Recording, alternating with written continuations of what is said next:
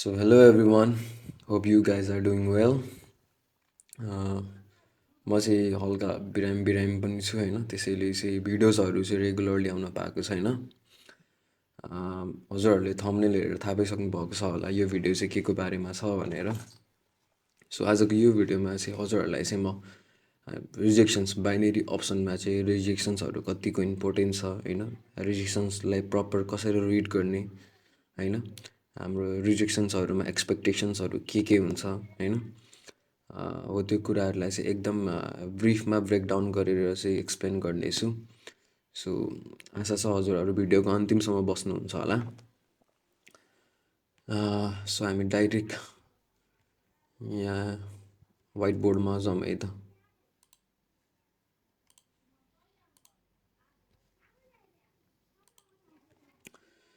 हाम्रो रिजेक्सन्सहरू चाहिँ बुझ्न किन एकदम जरुरी छ भन्दाखेरि चाहिँ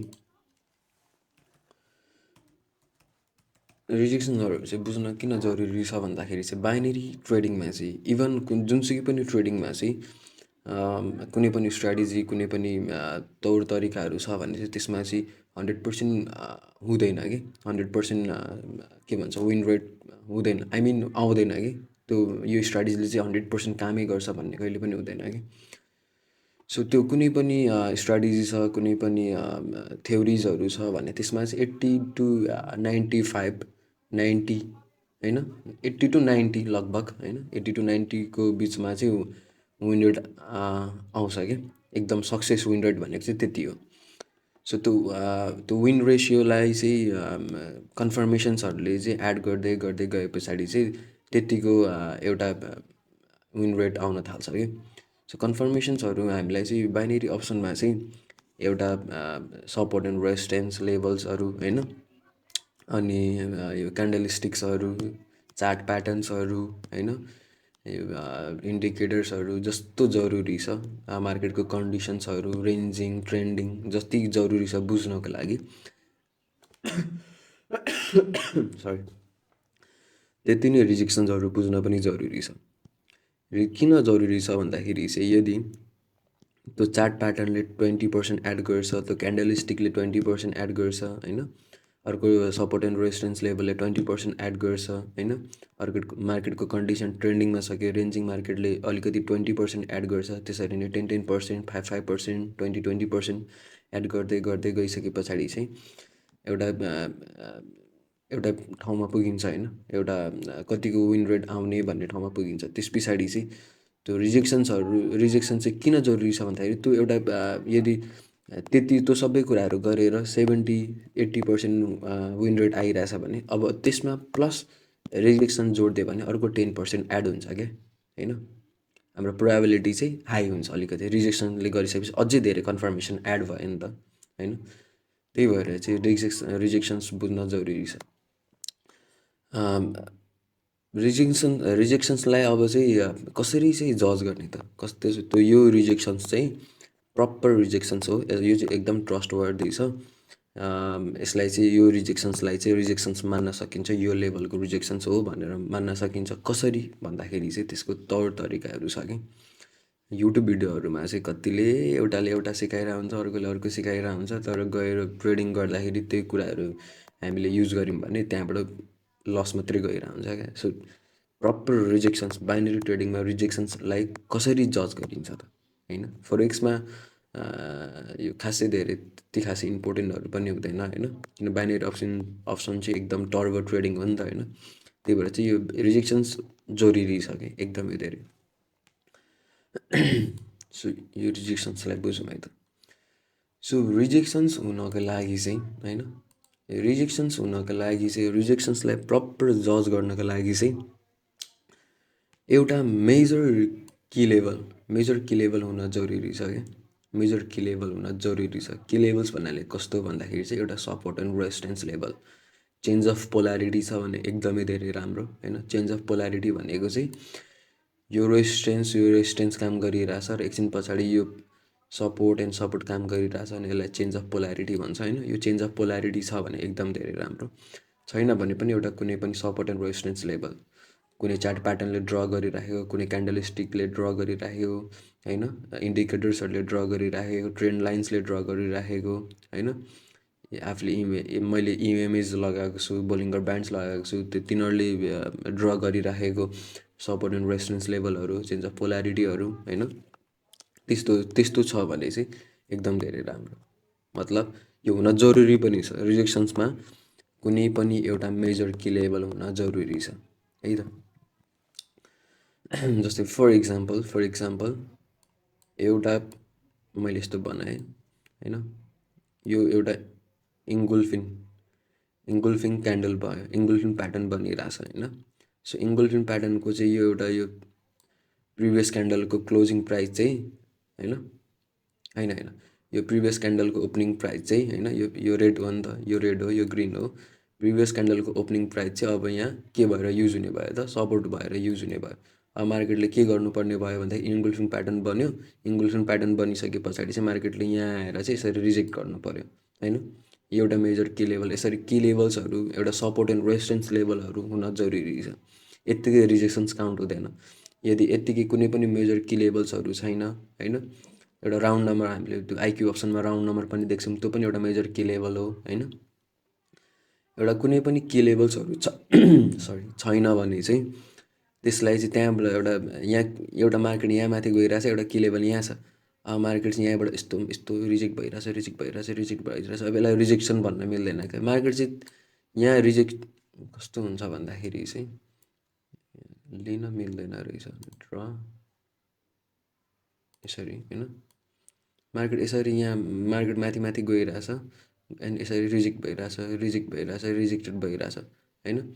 तर की लेभल चाहिँ यहाँ माथि छ, की लेभल यहाँ माथि छ कि होइन, की लेभल यहाँ माथि छ। यसरी रिजेक्ट यहीँको यहाँ की लेभलमा नछुइकन यहीँ तलतिर नै यसरी रिजेक्ट भइरहेछ भने यसलाई रिजेक्सन भन्न मिल्दैन।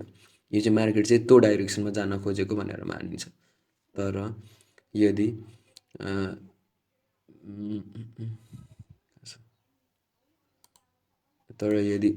की लेभल यहाँ छ होइन,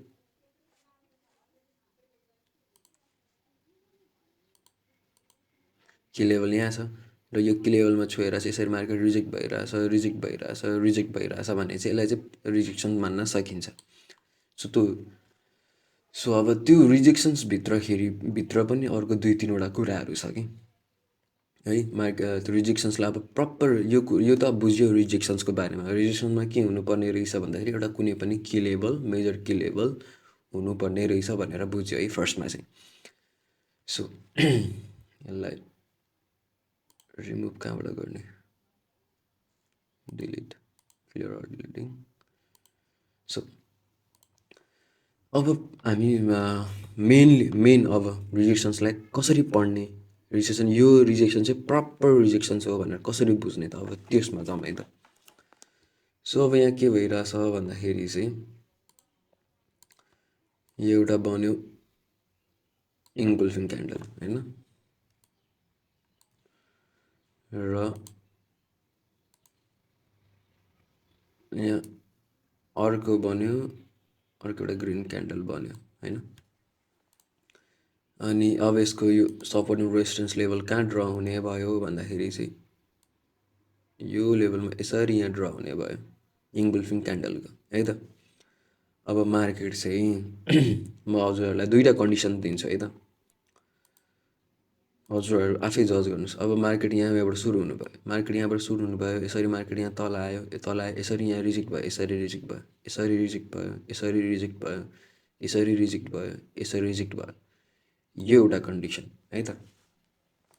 र अर्को कन्डिसन चाहिँ कस्तो भन्दाखेरि चाहिँ यसरी यहाँ एउटा क्यान्डल बन्यो, अर्को क्यान्डल यहाँ,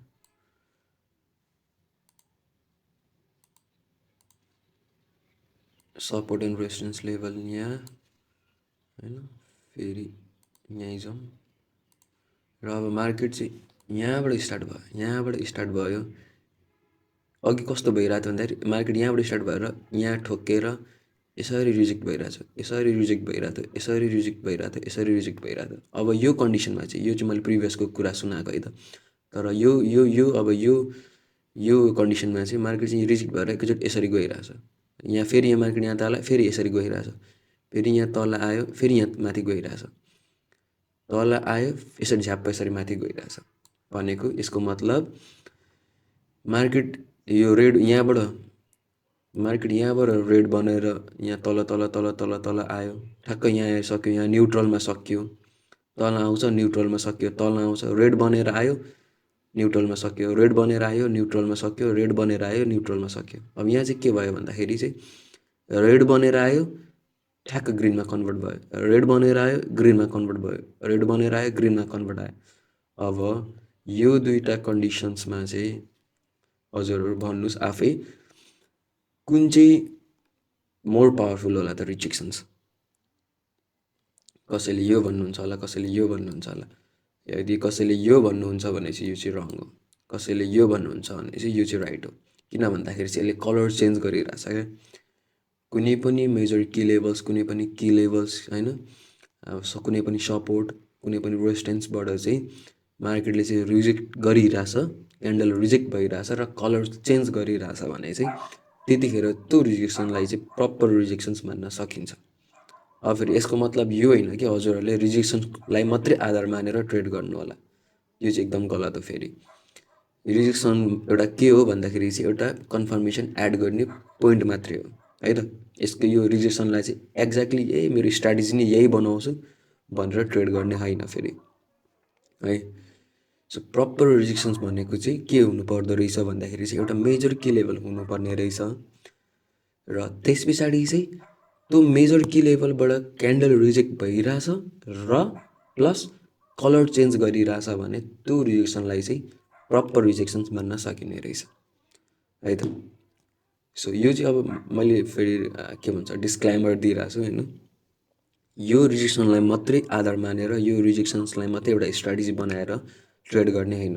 यो रिजेक्सन्स भनेको चाहिँ के भन्दाखेरि चाहिँ कन्फर्मेसन एड गर्ने तरिका हो एउटा, रिजेक्सनलाई पनि एउटा प्लस पोइन्टमा राखेर चाहिँ यसले 5%, 10%, 15%, 20% भए पनि क्यारी गर्छ भनेर चाहिँ रिजेक्सन्सलाई चाहिँ एउटा प्लस पोइन्ट मानेर कन्फर्मेसन एड गर्ने आफ्नो ट्रेडमा प्रोबेबिलिटी हाई गराउने तरिका हो। यो स्ट्राटेजी यसलाई मात्रै आधार मानेर चाहिँ ट्रेड गर्ने होइन है त। सो हजुरहरूलाई यो भिडियो कस्तो लाग्यो रिजेक्सन्सको बारेमा होइन, बुझ्नुभयो भएन कमेन्टमा कमेन्ट्स गरिदिनु होला। सो यति नै भन्दै यो भिडियोलाई यहीँ एन्ड गर्छु। मैले हजुरहरूलाई रियल मनीको ट्रेडिङ देखाउँछु भनेर भनिरहेको छु, एक दुई दिन पर्खिनु होला, म देखाउँछु त्यो पनि होइन। सो अहिले चाहिँ बिरामी भएर म आफै पनि अलिक कस्तो कस्तो भइरहेछ क्या, त्यही भएर पनि मैले भिडियोहरू बनाउनु पनि पाएको छैन, त्यो ट्रेड गर्नु पनि पाएको छैन होइन। सो है त, आशा छ अब हजुरहरूलाई सायद भिडियो बुझ्नु पनि भयो होला। सो यति नै भन्दै यो भिडियोलाई यहाँ एन्ड गरौँ। हस् त, धन्यवाद।